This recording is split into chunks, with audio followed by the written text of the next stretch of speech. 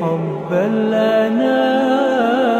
আমি নামাজ পড়ি এবং হস্তমৈথুনের ও বদভ্যাসে অভ্যস্ত। আমি চেষ্টা করি এমন এই জঘন্য পাপ থেকে নিজেকে বের করতে, কিন্তু যতবারই অপরাধ করি ততবার চেষ্টা করি এবং তওবা করি। শাইখ দয়া করে বলবেন আমি কি নিজেকে কিভাবে এই পাপ থেকে বিরত রাখতে পারবো? ভাই, এই বিষয়ে এর আগেও বারবার বিভিন্ন যুবকরা বলেছেন। আল্লাহি, আল্লাহর কসম, আমার খুব ভালো লাগে যখন আমার যুবক ভাইরা এই সমস্ত প্রশ্ন করেন, যে প্রশ্নের মাধ্যমে তিনি ভালো পথে আসার জন্য ছটফট করতে থাকেন। শয়তানের সাথে পারেন না, ইবলিস তাকে অন্যায়ের পথে হারামের কাছে নিয়ে যায়, তিনি চান একটু আসার জন্য। আল্লাহ তাআলা আমার এই ভাইদেরকে সাহায্য করুন। আল্লাহ আমাদেরকে হারাম থেকে বের হয়ে আসার মতো ঈমানী শক্তি দান করুন। ভাইরা আমার, গুনাহ তো আমরা সবাই কম বেশ করি। কয়জন আছেন গুনাহ করার পর গুনাহ থেকে বাঁচার জন্য ছটফট করেন, তওবা করার জন্য?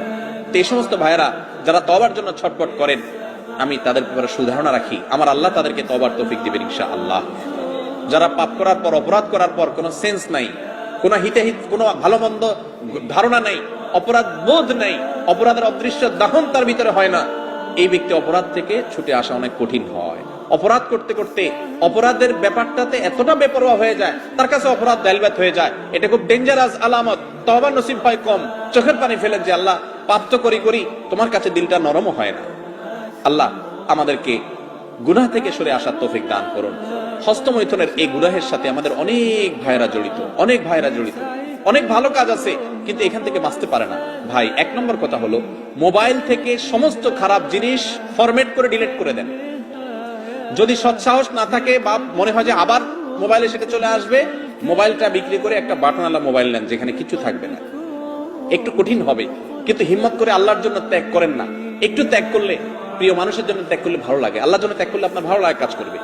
এর পাশাপাশি নির্জনতা অবলম্বন করবেন না। হস্তমৈথুন যারা এই বদভ্যাসে অভ্যস্ত হয়, নির্জন কক্ষে থাকলে তখনই বদভ্যাসে অভ্যস্ত হয়। নির্জন থাকবেন না, বন্ধু বান্ধব, মুরব্বী এবং বাপ মা ভাই বোন সবার মধ্যে থাকবেন। একাকিত্ব অবলম্বন করবেন না, কারণ একাকিত্ব হলে শয়তান এটা করা। বেশি না, 2-4 মাস যদি একটু কষ্ট করে স্ট্রাগল করে মোবাইল টোবাইল, ফেসবুক, ইউটিউব এগুলো থেকে সরে থাকতে পারেন, হারাম সম্পর্ক থেকে দূরে থাকতে পারেন। খারাপ জিনিস দেখলে মানুষ হস্তমৈথুন থেকে বেশি যায়। যুবকরা খারাপ জিনিস যেন দেখতে না পারেন, সে রাস্তা বন্ধ করে ফেলেন। বেশি না, 1টা মাস এক্সারসাইজ করেন, ইনশাআল্লাহ বদভ্যাস দূর হয়ে যাবে। আর আল্লাহর কাছে দোয়াও করবেন, চোখের পানি ফেলবেন, মালিক আমি সরে আসতে চাই, তুমি সাহায্য করো। আল্লাহ তাআলা আমাদেরকে সেরকম হিম্মত এবং শক্তিশালী দান করেন।